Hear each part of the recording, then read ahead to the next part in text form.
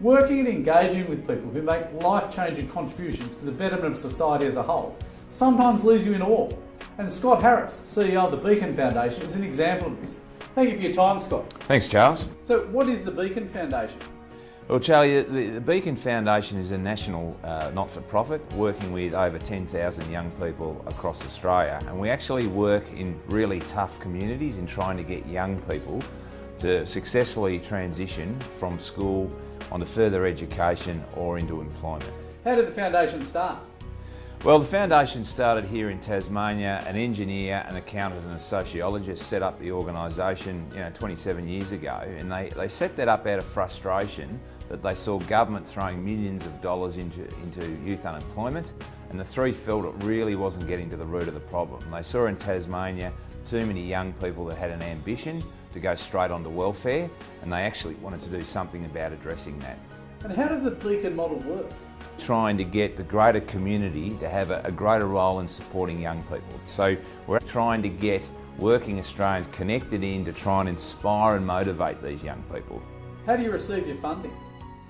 Well, that's one of our biggest challenges, in that every year we have to raise a certain amount of money to ensure this organisation keeps going. So a lot of that is through Corporate Australia. So over the last 20 odd years, Corporate Australia has been pivotal in the Beacon success story.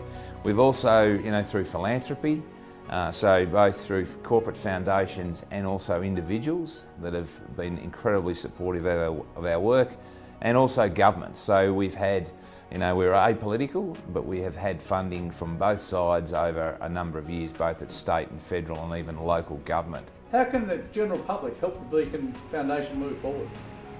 Well, there's a number of ways. Obviously, from our perspective, we want an Australia that understands the issues out there for young people, and secondly, they care to actually do something about it. So from our perspective, the more thinking Australians that actually understand the key issues and take the time to actually go out and see what's happening in those suburbs is vitally important for us to influence politically, and also with corporate support.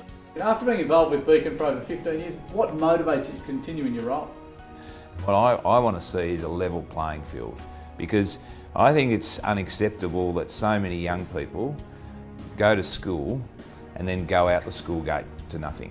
And especially if you look at the job opportunities that are around us, I actually want to see more young Australians take up some of those opportunities. And so for me, I basically want to see more young people have the same opportunities that were presented to me. Thank you for your time, Scott.